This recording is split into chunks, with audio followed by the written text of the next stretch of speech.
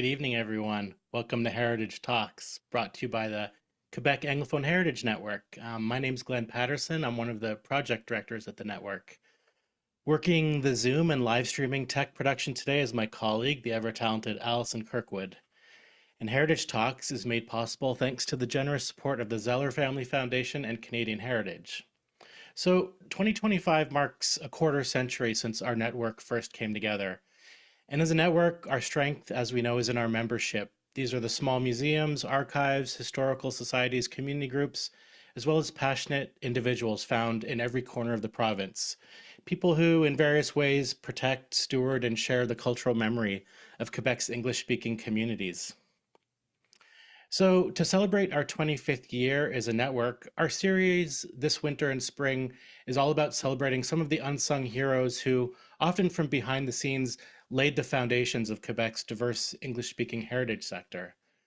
What motivated these people, often community volunteers, to devote themselves so passionately, sometimes for years, decades even, to the cause of local or regional cultural heritage? What are the challenges they faced and overcame, and what lessons did they learn along the way? So I think exploring these people's stories, it's not only a way to honor their legacies, it's also a way for us to become inspired and to take their examples and lessons forward into our own communities. So I want to welcome everyone joining us today on Zoom, Facebook Live, or on Kwan's YouTube channel. If you're on Zoom, please keep your microphones muted and your video cameras off during the first part of today's broadcast. During the Q&A that follows, of course, Zoom attendees will be invited to turn your video cameras back on and unmute yourselves if you have any questions. You can always use the view icon in the top right corner of your Zoom window to switch between the so-called full screen speaker view and the gallery view grid layout that you might also know. So if you want to switch between them, that's how you would do that. For those joining on Facebook and YouTube, leave comments and questions in the chat box below the video as well. If you want to let us know where you're joining from, we'd love to know. So Kwan is a nonprofit, nonpartisan network of members that's open to all. You're invited to join our network anytime. However, for anyone joining live right now, we are running a special promotion. We do this on all our live broadcasts. So during the length of this broadcast, we're giving 30% off the cost of an individual year-long membership. So for $20, you can become a member of Kwan today. And among other perks, membership comes with a one-year subscription to our beautiful quarterly publication, Quebec Heritage News. So this is filled with wonderful editorials, articles on local history and heritage topics, book reviews, and news from our network. So if you're on Zoom, just send us a message in the chat box to claim the discount, and we'll get in touch with you after today's or tonight's broadcast. If you're on Facebook or YouTube, just send Kwan a message there, or you can use our email, home@qahn.org. Just make sure to provide your name, mailing address, and email. We do also accept e-transfers and PayPal to that same email address, home@qahn.org, for memberships. And once again, don't forget your mailing address. So I'd like to now introduce this evening's speakers. Born in wartime London, Michael Cooper spent his early years in England and Ireland. His long and successful career as an educator brought him to France, England, and Saskatchewan as a teacher, and then to West Quebec, where he worked as an education consultant, and then for Quebec's Ministry of Education. In retirement, Michael became a board member of the Gatineau Valley Historical Society. When the GVHS spearheaded the move of the 1861 Fairbairn House in 2005, Michael became a dedicated volunteer and has held many roles ever since, including president from 2008 to 2018 and project manager for the numerous buildings that make up the Fairbairn House Heritage Complex today. Dan Pelissier grew up in Val-des-Monts, Quebec, before moving to Montreal to study graphic design. With over 20 years of experience in arts, culture, and project management, he has directed cultural events, exhibitions, and multidisciplinary artistic projects. He's currently the director of Fairbairn House, and he oversees its programming and community initiatives. Tamara Tarasoff obtained her BA in History at McGill and her Master's in Museum Studies at U of T. She worked for several national museums and Parks Canada in exhibit development, interpretation, and new media. Her final assignment with Parks Canada took her to Nunavut, where she was project manager for the wrecks of the HMS Erebus and the HMS Terror National Historic Site. She was part of the steering committee and first board of Fairbairn House from 2005 to 2008, and then rejoined as a board member in 2022 following her retirement from Parks Canada.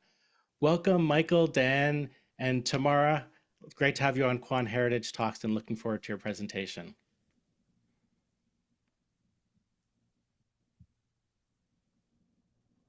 Thank you very much for that invitation, introduction. It's really an honor and a delight to be here this evening. I'm super excited to be presenting with Michael and Dan. Dan will get our slides up and we'll start our presentation. Great. So we named our talk here From Wrecking Ball to Cultural Hub, Wakefield's Fairbairn House Heritage Centre. We're going to divide our talk into 3 chapters. I get the first one. So I'll go back in time and talk about the earliest days of the Fairbairn House. So next slide, please. This is William Fairbairn. In 1865, William was a Scottish millwright who came to Canada in the early 1800s with his wife, Jean Wanless, a midwife, and his baby. At first, they settled in Montreal West, and in 1834, they then moved to the Wakefield area where they purchased 100 acres of land. The first house that William Fairbairn built was a modest log house located on his farm. Soon after, he established the first grist mill in the area, which many of you who are on this call would know now as the Wakefield Mill. You can still see the part that he built. It's the oldest part of that huge Wakefield Mill complex. The second house he built was a much more elaborate Greek Revival house, built in 1861 on his property to replace the old log house. The Fairbairn family lived in the house until around 1900, when it changed ownership. Next slide, please.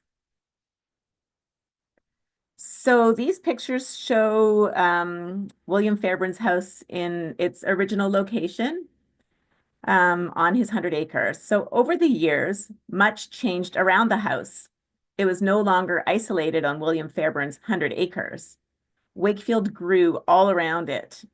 The road infrastructure grew all around it. Buildings grew all around it. A new bridge was built nearby.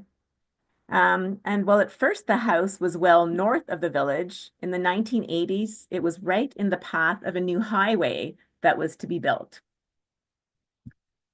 So you can go to the next slide, please. In 1989, William Fairbairn's house, now known as the McNally House for the family that owned it last, was expropriated and slated for demolition to make way for the highway. However, as this article explains, members from the Gatineau Valley Historical Society recognized its importance and stepped in. They argued that the house should be saved because it belonged to William Fairbairn and because the Wakefield Mill was built by William Fairbairn. They were successful. Rather than being demolished, the house was saved and moved across the road, kitty corner, into a field. So this is a picture of the house in its second location, kitty corner from that original spot.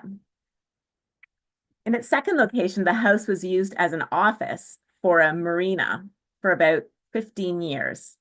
It slowly deteriorated. And then in 2005, when a condo development was in the works in that same location, the house was slated for demolition a second time. Once again, the Gatineau Valley Historical Society became involved and appealed to the municipality to pay to move the house. It made the case that this house could become a valuable community asset, a heritage center, located in the newly created Hendrick Park at the end of the picturesque covered bridge, which had recently become a trailhead to the Trans-Canada Trail. The GVHS, with its very persuasive members, was successful, and the house was moved for a second time. Next slide, thanks. So this slide shows you the 2 moves, the 1989 move on the left-hand side and the 2005 move across the bridge on the right-hand side. A local contractor was hired contractor for both moves. He was a real expert. So the first move was across the road, kitty corner, but the second move had to go over the bridge and through a field to reach its new foundation in Hendrick Park. Not a single window was damaged when it went to its final location. The work was done so well, everyone was amazed at the perfect condition of the house. After the move, the house was boarded up to protect it from the elements as it sat in Hendrick Park. So this picture shows the house after it moved to its second location after being saved from the wrecking ball for the second time.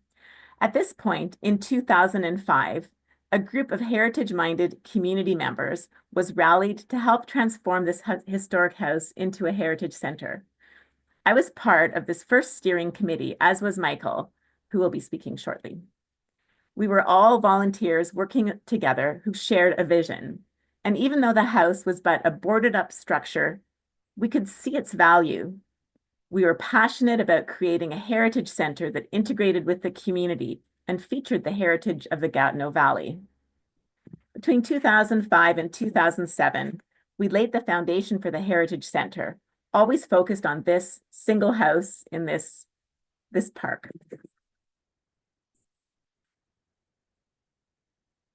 We consulted with the community to see what educators, business owners, and community members wanted out of a heritage center. I remember those meetings. Many of them happened in Les Trois Érables. We got great feedback. We hired a consultant and developed a business plan and a marketing plan. We established a committee structure, hired a project coordinator, and established the Solidarity Cooperative of Musée Fairbairn Museum. A board of directors replaced the steering committee and a membership base was established. We held our first General Assembly in July 2007. A local graphic designer developed the Sunburst logo based on the detail of the house above you can see it on the front of the house, and we still use that logo today. An important early focus for us was to establish and articulate the vision and key strategic directions for Fairbairn House. This fed into and was helped by the groups working on the business plan and the marketing plan. And I'll just tell you what the vision was at that point back in 2007. The vision was to create a sustainable, quality, bilingual institution focusing on the heritage of the Gatineau Valley.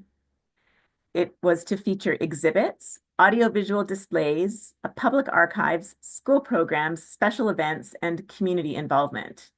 It would be the only center between Chelsea and Casabajua where residents and visitors alike could learn about, explore, and experience the history of the Gatineau Valley area.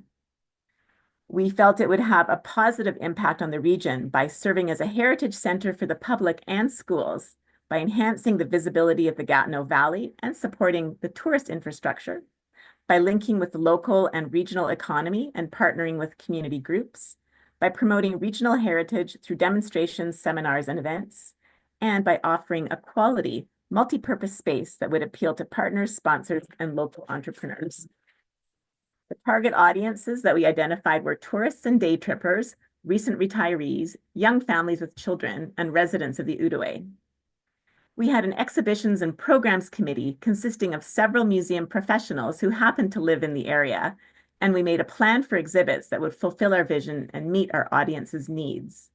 The exhibits would include a historic kitchen display, interpretation about the history of the area from the time of Indigenous land use and occupation to the Fairbairn era, and exhibits about the community, including schools, religion, and family, and the commerce of the area, the logging and agriculture. We also had a programming plan to offer special events and hands-on interpretive programming. So this brings us to 2007. By that time, we had a vision. We had community buy-in. We had plans all based around the Fairbairn House Heritage Centre, this single building sitting in this park. We had saved the house from the wrecking ball for a second time. We brought our plans to the municipality and asked for funding for the first phase of the renovation, hopeful that we would be able to implement this wonderful vision. Unfortunately, our first funding request was denied, so we could not realize that dream quite yet. We had to pare back our plans and try again. At this point, I'll invite Michael to share the next chapter in the Fairbairn House story. Thanks, Tamara. I'd like to make a personal preface just to say that this last 20 years has been a very gratifying experience for me. The challenges and the successes were remarkable, and the wonderful volunteers we got and the community support has been exceptional. The mayor turned to us when the house was delivered here and said to our little group, "Okay, there's your house. Now it's up to you to turn it into a museum." As you can see, it doesn't look like a gift at the moment. The original veranda on the front had been torn right off. We'd lost all of the stone windows and the screens and the veranda posts and so on. However, on the good side, for example, we had a wonderful local architect, Alan Hopkins, who had worked for the NCC on the heritage buildings, like the ones you pass when you visit the Biowood Market in Ottawa, and knew everything about how to get the regulations lined up to draw the final heritage building that we were going to save. We also had a great asset in the students, the enthusiastic students from the Museum Studies program at Algonquin College, who prepared us excellent reports and gave us ideas for the future exhibits, both in this building and in the others later on. The park that you see it in at the time is about 1.5 acres. It's right on the road and right beside the covered bridge. It acts as a parking lot because it was given to help us rebuild our covered bridge burnt by arsonists. So it was a known spot and it was easy to get to from the village. Next slide, please. The inside was just as exciting as the outside. That's our contractor on the left with his crew of 3 local guys, very good, willing, strong fellows. And we were able to contract to them by 2010, having raised enough funds then to do the exterior of the building so that the new roof would protect and shelter the building, that the missing parts of the siding could be replaced and renewed and so on. And so they weren't disheartened at the beginning, and they were certainly congratulated, as you will guess later on. So this is a view of parts of a inside of a house. Next. All right, it's already starting to look better, isn't it? The new veranda, which was had to be designed by us because this one goes around on 3 sides. We had one of the original veranda posts, and I was able to find a fellow in Ontario who copied veranda posts exactly, and he did a great job on supplying 17 of those. We copied the little support brackets that are on the top there, which also have a sunburst in them from the miller's house at the Wakefield mill. That kept the theme of the sunburst over the dormer window.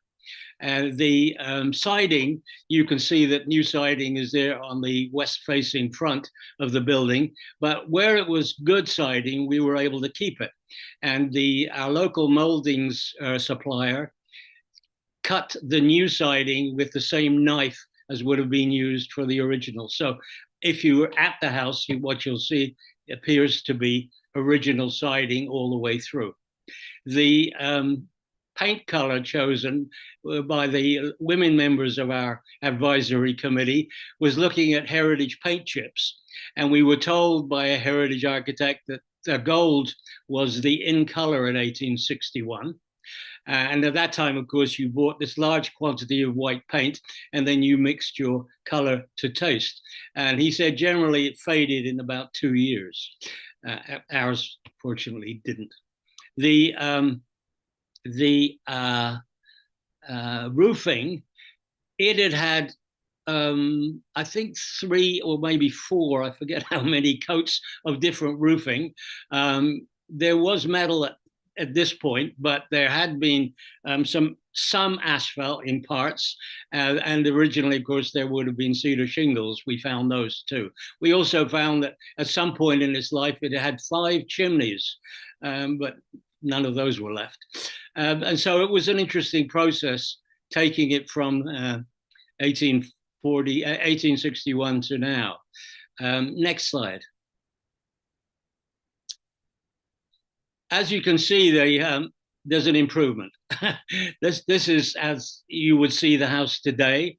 The color scheme, we're still essentially gold of the era with matching grays, and the artifacts on the front, of course, to point out to everybody that we are a heritage centre. We have volunteer gardeners, thank goodness, and donated cedar log rails to make fencing and so forth. So the house has become both functional, weather-proof year-round, relatively easy to maintain, and we have a large stones walkway all around the building. Yeah, it's a popular shop for the photographers and the visitors who come. Next, please. In the background, you'll see that was forest grown over farmland. The original land here, most of it had been cattle grazing land. And this piece of land that goes up a hillside there behind the builders, that is owned by the Hendrick family, and they had kindly donated 1.5 acres down by the road when we were rebuilding our covered bridge. So we asked them if now we were short of space, could we have a little more? And they gave us another 2 acres of land. And when we cleared all the hawthorns from it, we discovered we had a natural amphitheater. So I was sitting with a beer and the local timber framer one evening looking at this, and the next morning the email arrived with the design of a stage. Economic Development Canada gave us a small grant to help us get started, and that paid for the foundation and the Western Red Cedar stage you see on the right. And then volunteers got to work. And next slide, Dan. There it is. At that time, I happened to have a sawmill, and so a local doctor who was building a road gave us a lorry load of logs. I sawed them into 8x8s, and carpenters volunteered time to assemble it. And in half a day, which happened to be Saint Jean-Baptiste that year, 2013, this is the crew. Another fellow with a big mechanical shovel came, lifted the timbers, and we slotted them into place. And here we are celebrating the structure. That's me on the left-hand side. And the fellow in the orange shirt, Lester, was our timber frame expert. The stage, it has a backing and so on that we put on later, but essentially it's an open stage, 36 feet by 24 feet, and it has become a community resource for all kinds of things. Next slide, Dan. Yes, so you can see now our amphitheater on a summer's evening, a perfect place to sit on the grass, to have any kind of events. We've had lots of plays. We have constant music on the stage. We've had weddings. The grade 6 graduation takes place there if it doesn't rain, and on it goes. It's a really valuable community resource, and 200 or 300 people sit quite happily on the grass. Next. A retiring friend from the Gatineau Park, a park warden, phoned me one day. There's this log cabin, he said. It's about 100 years old, and it's now surplus to requirements. Might Fairbairn be interested? So I went down to see it. Oh my God, look at the quality. Those of you looking at that know good log work, don't you? I mean, that is amazing. The man who did it I'm saying man, of course. The man who did it knew what he was doing. It is beautiful. It's 100 years old, and look at it. So we said, yes, please. Next. The volunteers numbered every log. We took them down carefully and stored them in my field. And that winter, we were able, with another grant from Economic Development Canada, to hire the two expert log builders, and then a group of volunteers, as usual, came and we put the structure back together. We were able to reuse all the logs, both in the walls and in the gables. We were able to use the rafters, the original windows and doors. All of that stayed, and we just needed a floor and a new roof to put on the building. And then, yes, next one, Dan. And so there you see the cabin a bit later on. It's now weathered to the usual gray color, and half of it became the typical log home of those first settlers, with furniture that was donated suitable to a log cabin. And the other half became a one-room school with benches for all the ages of kids who would have gone to a one-room school in this area in those days. So it's a multifunctional building. Next. Now, the board at Fairbairn discussed our approach to what has become a homestead, because now we have a first building, all of the settlers of the Gatineau Valley arriving from Europe. And of course, at that time, it was mostly Irish settlers who had no concept of what is what is snow and ice. And so they had to learn how to quickly build themselves a shelter for their first winter. And so we had the first home. We had the new second home that William built for his family in 1861. So all we were missing really was a barn. So we put an advertisement in the Advocate, the Quebec Farmers newsletter, looking for, please help us. We're looking for a heritage barn to take down. And two were given to us. That's one of them on the left-hand side. These were both from the late 1800s. And in both cases, the center timbers and the rafters were still in great shape because the roofs had been good ever since. So we volunteers again, carefully took them down, and we salvaged as much as we could from both of the barns.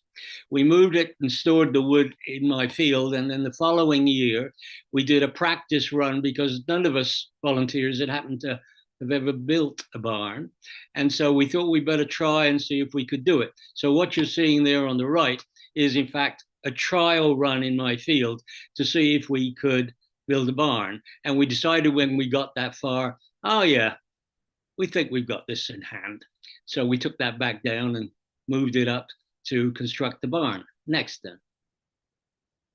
So here we are, there's the house now in the background, and to the left of this picture would have been the parking lot for the center.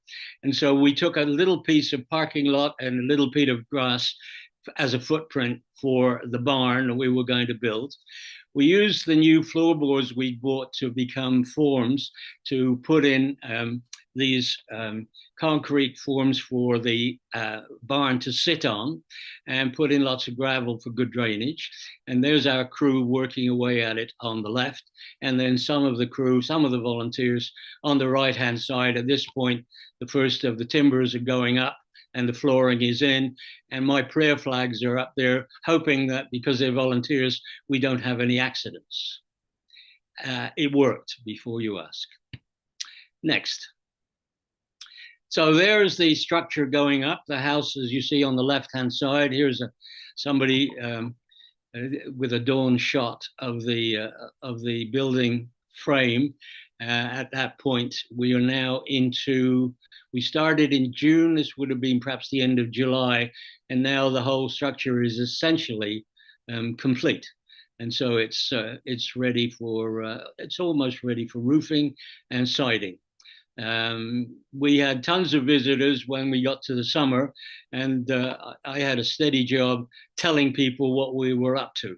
Yeah, so I work less than anybody else, but I talked more. Next.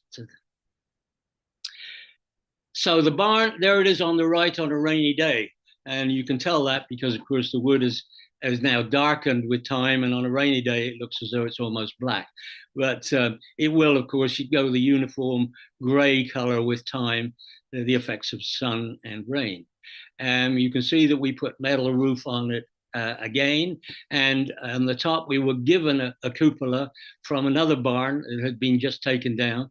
And so we now have a landmark for the area.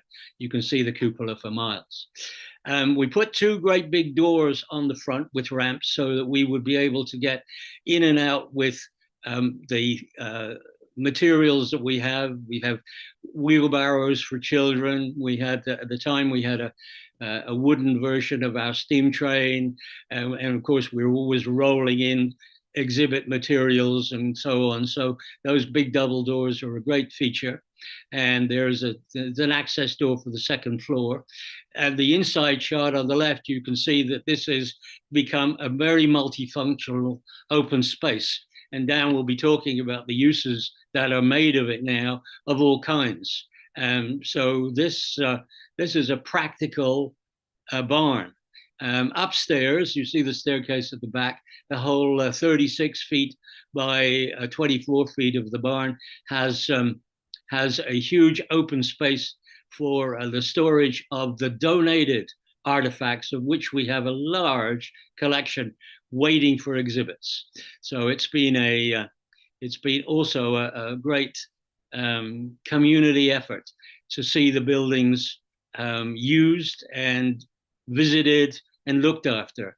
And I would say that we've had no problems, for example, with vandalism and so forth, even though the house is only used really in the summertime. There's not much going on there, but no, it's been a worthy experience putting up these buildings.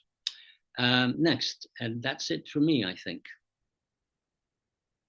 Yeah, so there's the house, and with a wide angle lens, you can see how much grass we have with picnic tables. So that's an open area for visit to come and have picnics, bring the children to play. The log cabin in one corner of the field, and in the distance you can see the stage and the forest around it. So that's the only thing you're missing is the barn, which is right behind the photographer here.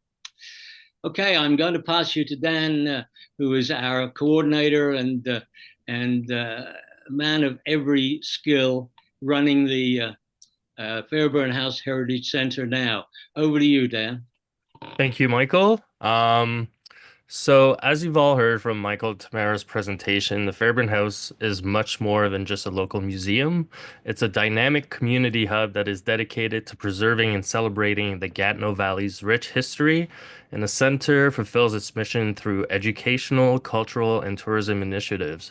So that means that the Fairbairn House serves as a local history museum, but also the municipality of La Pêche's official tourist information center, as well as a gathering place for cultural activities, educational programs, concerts, workshops, exhibits, and much, much more.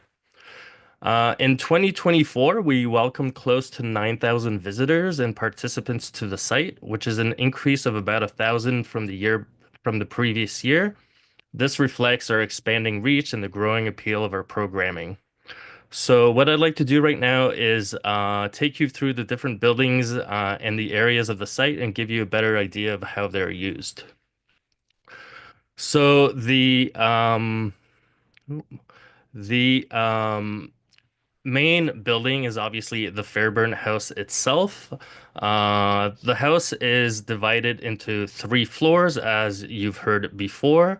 So on the main floor of the house is where we have our permanent historical exhibit. Currently, this exhibit is centered on the Fairbairn family and the arrival of Scottish, Irish, and English settlers to the area. It tells the story of what life was like for them in the 1800s and how the area was developed and evolved after their arrival. On the ground floor, we also have the Municipality of Lapache's Tourist Information Office. So, in our busy season between May and October, the doors of the house are generally open and visitors could come in for general information about the area, places to eat, places to go, the site itself, or exhibits and activities. Um, the second floor of the house is dedicated to rotating temporary exhibits. In 2023, we presented Souvenir de Macham, an exhibit celebrating Monsieur Le Gros, a local craftsman who built miniature replicas of many of Macham's historic buildings. One of his creations that you could see in the left corner next to the screen um, is actually holds a place in the Guinness Book of World Records as the smallest fully functioning sawmill.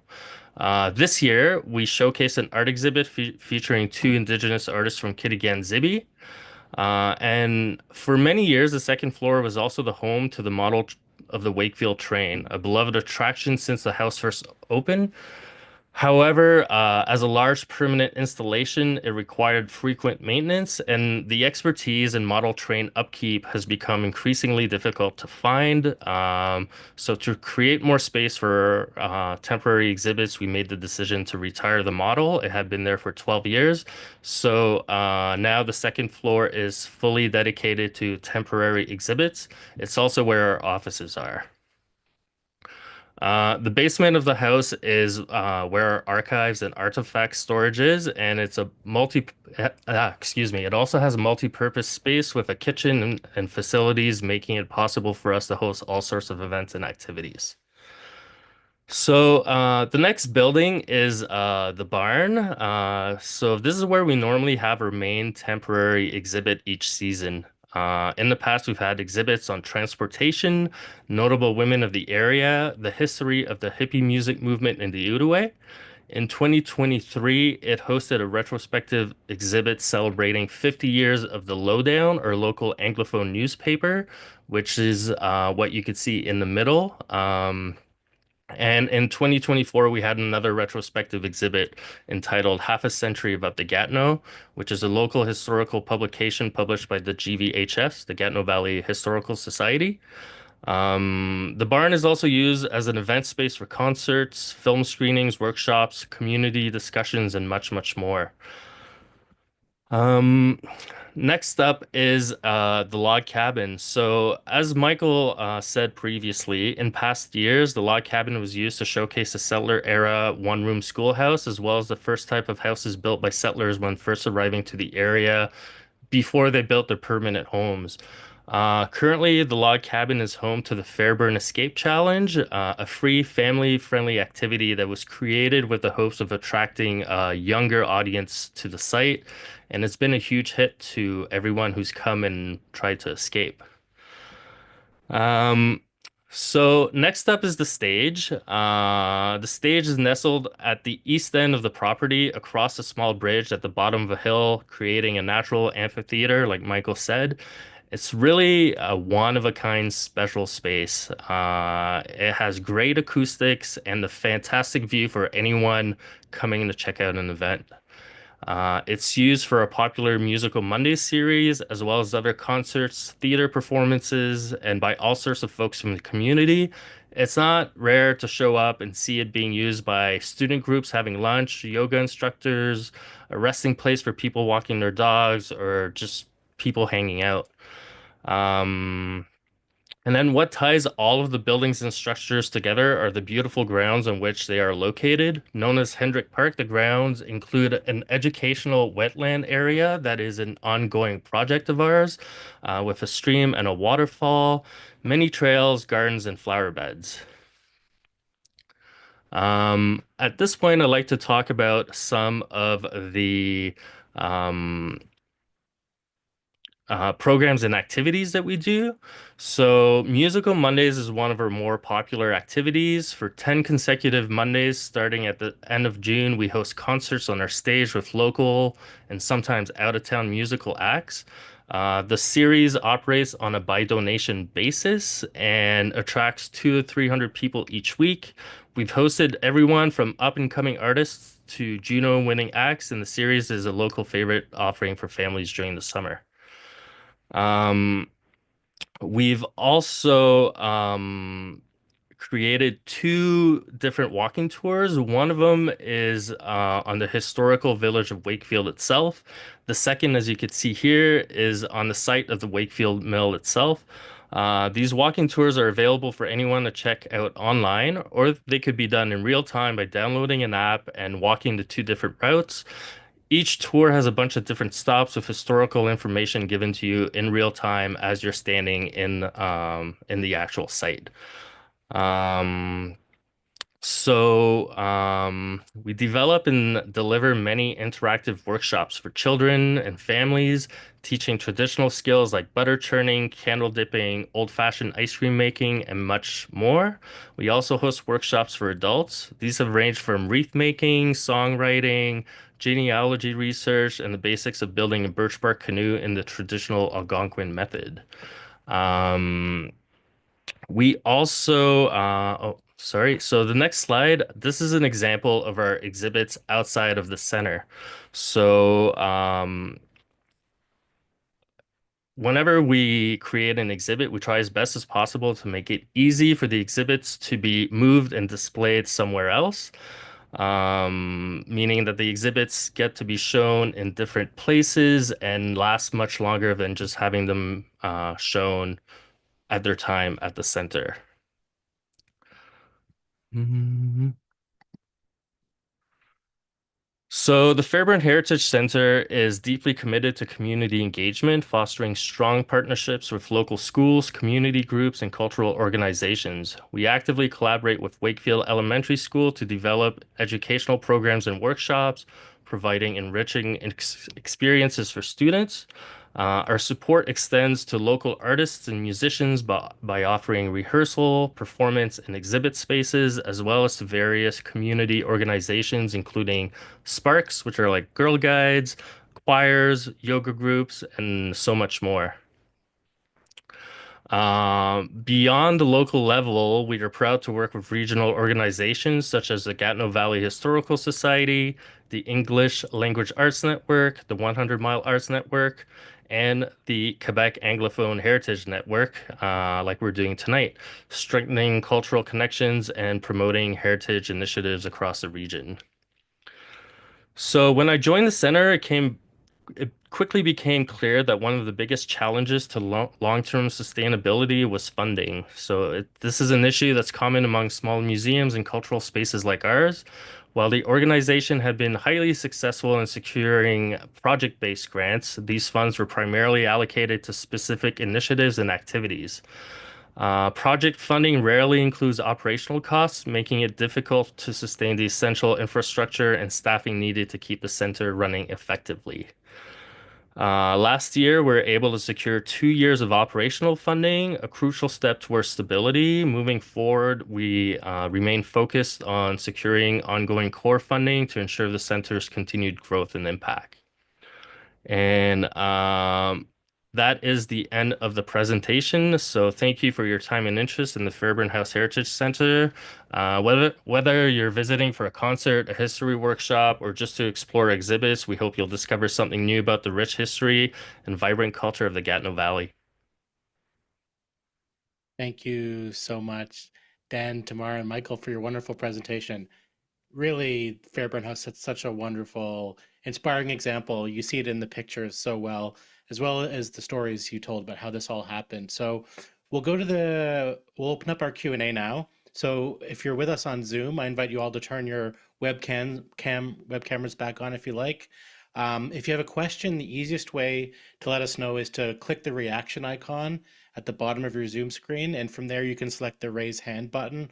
That's the easiest way to let us know. You can also just write in the chat that you have a question you'd like to ask. You can even write your question in the chat, and I'll read it on your behalf. And then what we'll do is we'll queue each of you up to come on and share your question. Likewise, for those on Facebook and YouTube, just leave your message, leave your question in the comments. If you just start by writing a Q as the first letter in your question. It helps us when we're scrolling through to find the questions more easily. So anyways, I thought I would start with a question for really anyone, Michael or Tamara or Dan. I'm thinking back to the beginnings, though. It's so clear that volunteers were such an important part of this story of Fairbairn. And I know at the end, Dan was talking about like the challenge of funding, which is obviously huge. As we know in this sector, volunteers are also such a huge part. Can you talk about what it was like, how you rallied volunteers, what kind of commitments these people were giving?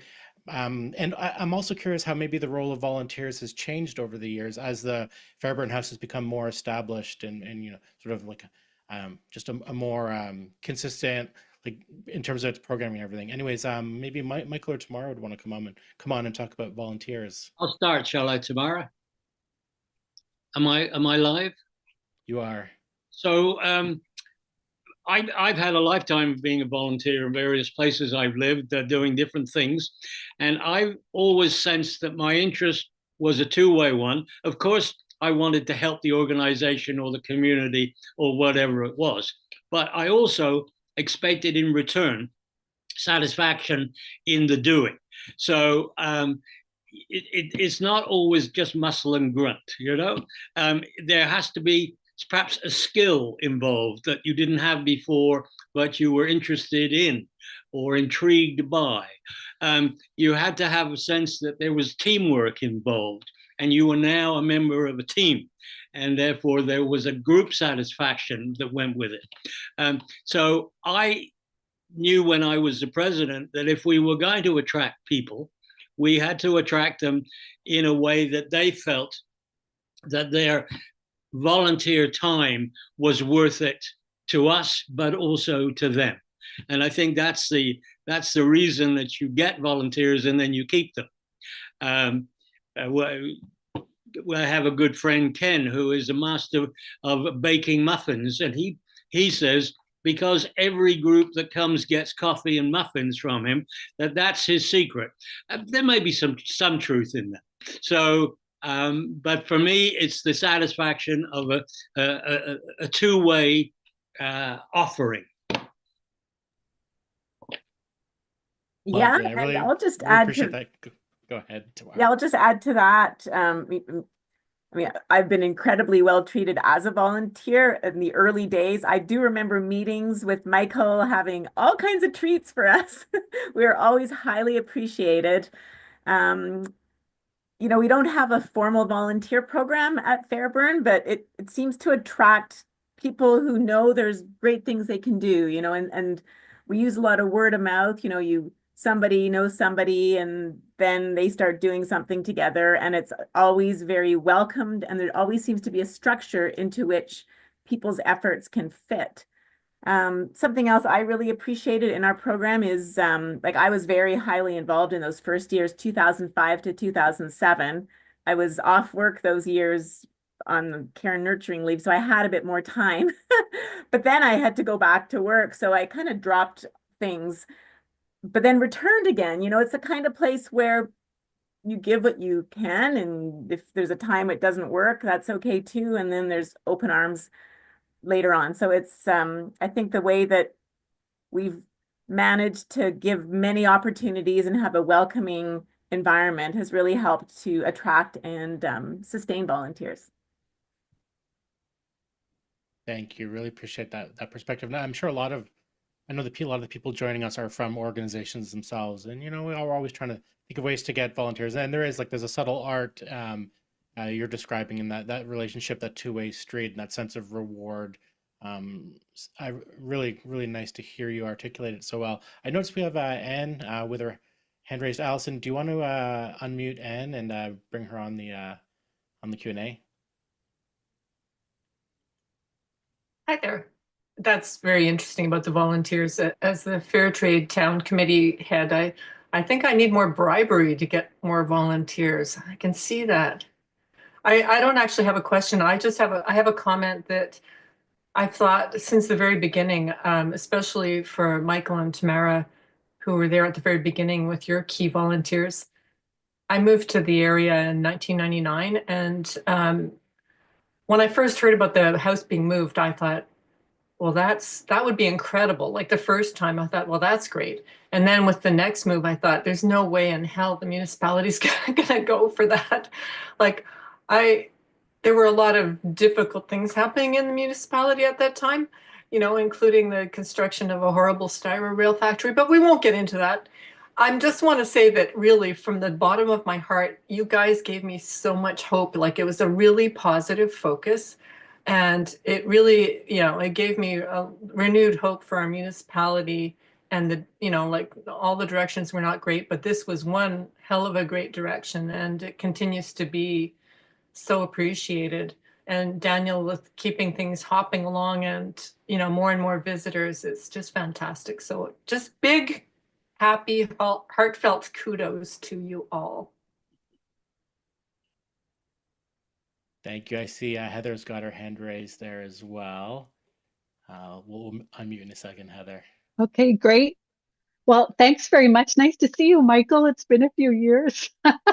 I just was so impressed at the vision and the focus that you had from the start of the project right to what you're doing now. And I wondered if you work on a 3-year or 5-year or 10-year mission, a plan, and how you organize yourselves. It just seems so clear, and everything that you've done is results based, and you're successful at it. And it's really impressive. I've worked in historical society, and it seems sometimes it's so chaotic. There's so many projects. So I just wondered how you organize yourself, and it's something that you do every 3 years or 5, or it's just interesting. Shall I go first? I'm live. Okay, right.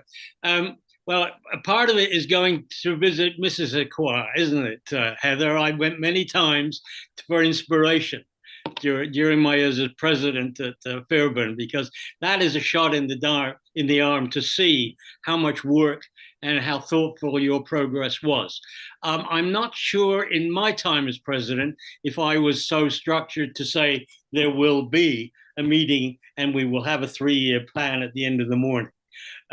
We did it. I know we did it. We did it perhaps when there was a consensus that the board felt we needed it, or there was an outreach to the community, say, what do you think about this? So I know we did it. I don't have a feeling that it was, every 3 years or something. So, but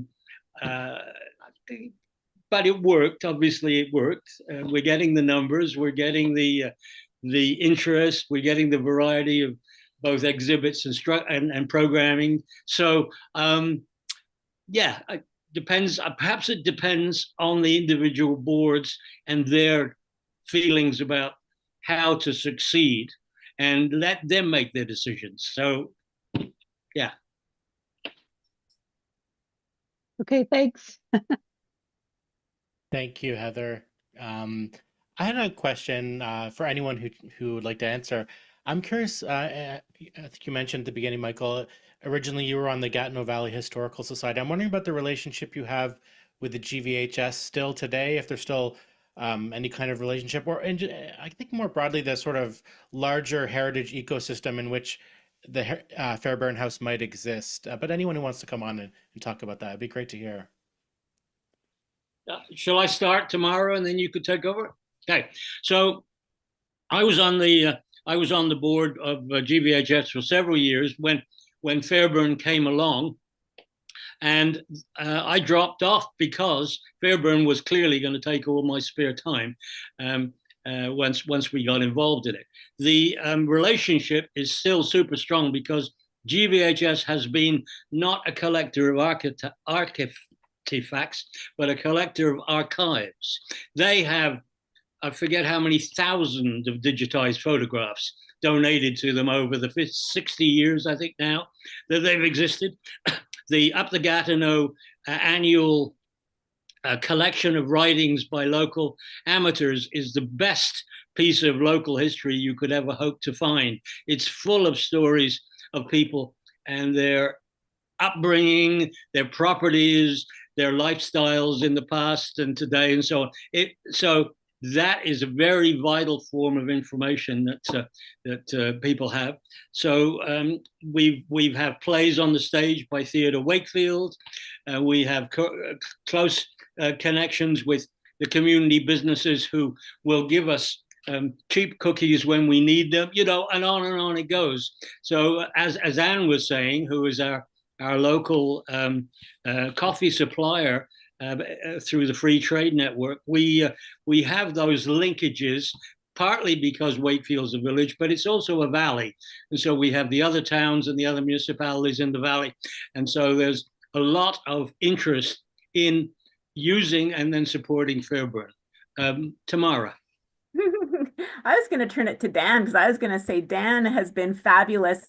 I think our whole history has relied on working very closely with other organizations. We were born of the GVHS, stepping up to save the house. But over time, those connections have only gotten stronger. And with Dan now as director, it's quite amazing the way he's built further on those connections. He's proposed the exhibit about the Lowdown 50th anniversary, the GVHS. He's gone out there and people love having exhibits. Once you do an exhibit with somebody, you become incredibly close. I don't know, Dan, do you want to say anything more about your kind of, I think it's really successful what you've done in terms of working with other organizations. Is there anything you wanted to say about that? Yeah, well, currently, the Fairbairn House Heritage Centre and the GVHS share at least one board member. So we get monthly updates at our board meetings on what the other organization is doing, and I'm sure that they probably get updates on what we're doing. So there's that, as well as we often do workshops that have been presented by different folks coming from Quan, hosted at the house with members of the GVHS, as well as Cantley 1889, which is another local historical group based in Cantley. So I think it's very important to keep these relations going and to work with different organizations like this. Because it's just we're all doing the same thing and we're all very close to each other, so it wouldn't make sense to not keep these relations going. So yeah. Thank you, you three. I have a final question I'm curious about. I think we have a lot of small communities that have an endangered building. Could be a church, it could be a heritage home. Um, if people out there watching are thinking about maybe a house or a small church you want to save, do you have any advice about how they would get started? How to start thinking through this process, and maybe the first steps? I know it's a long process, but maybe some first steps that you'd suggest. You want me to start?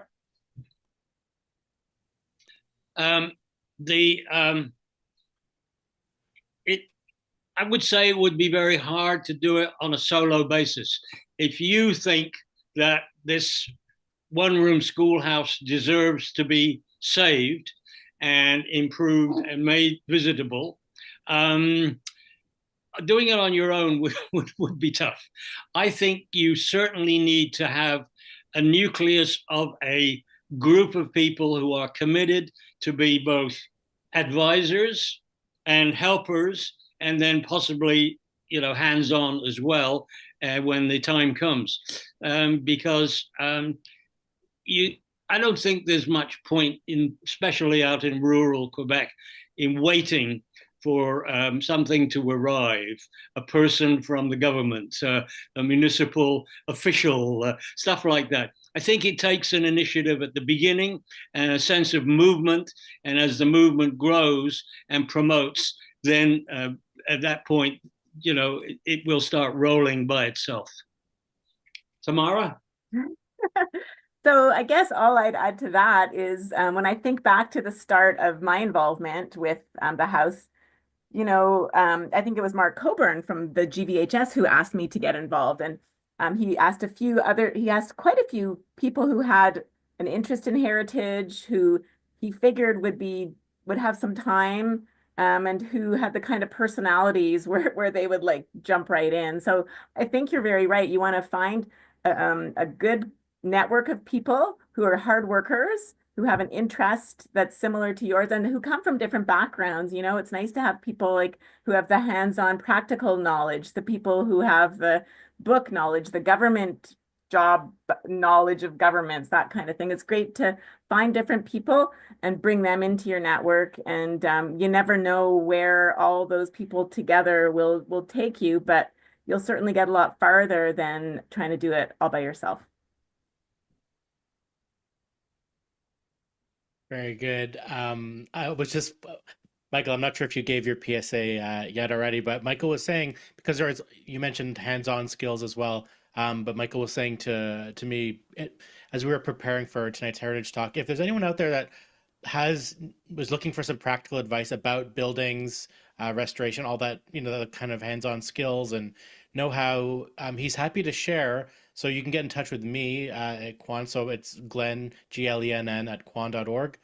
Send me an email and I'll put you in touch with Michael. I think that's all the time we have for tonight. I want to just say, thank you so much to our friends from Fairbairn. Really just such a lovely presentation. So many valuable lessons to be learned. Next time, people watching, if you're out near the Gatineau Valley, make sure to take a trip by the Fairbairn House and its grounds. It's an idyllic and peaceful corner of an already idyllic village of Wakefield, which, as some of you might know, it has a really thriving main street, local restaurants, cafes, bakeries, craft stores, and the Fairbairn House just fits in so perfectly with that. It's also, steps away from the iconic covered bridge that crosses the Gatineau River, which was the subject of a previous Quan Heritage Talk, and the amazing community initiative there to basically rebuild this bridge after it had been destroyed by an arsonist, as Michael mentioned. Of course, they mentioned the Monday night concerts in the summer, new escape room. Really, it really exemplifies the multifunctional purpose that these heritage spaces can have when you have the right vision and group behind them. So check out their website. It's www.fairbairn.ca. Thank you so much, the three of you, for telling us all about Fairbairn this evening. I just want to thank our sponsors once again, the Zeller Family Foundation, as well as Canadian Heritage, for their support of our talk series. Also, a special thanks to our tech producer, Allison Kirkwood, for her brilliant work behind the scenes on Zoom, Facebook Live, and YouTube. All of our Heritage Talks are archived on Quan's Facebook page and our YouTube channel. So if you'd like to share today's talk with friends or family, or perhaps you'd like to browse our back catalog of online Heritage Talks from the previous years, just head over to our Facebook page or our YouTube channel. Finally, to all of you who tuned in tonight on Zoom, Facebook, or YouTube, we appreciate your support and the lively discussion you always bring. So join us again for our next Heritage Talk, which will take place next Thursday evening. That's February 13th at 7 p.m. We're going to be having Tom Eden from the Chaleur Bay Military Museum in New Richmond. He's going to be telling us all about this small museum dedicated to the proud tradition of military service in the Gaspésie region. And once again, we have the story of an endangered heritage building. In this case, I believe it was a deconsecrated church being moved and repurposed and renovated, restored to protect a vital part of regional heritage. So that's all for today, everyone. Thanks. Have a great evening, and looking forward to seeing you next Thursday for our next Heritage Talk. Bye-bye. Thank you. Bye-bye. Thank you. Have a good night. Bye. Take care, everyone.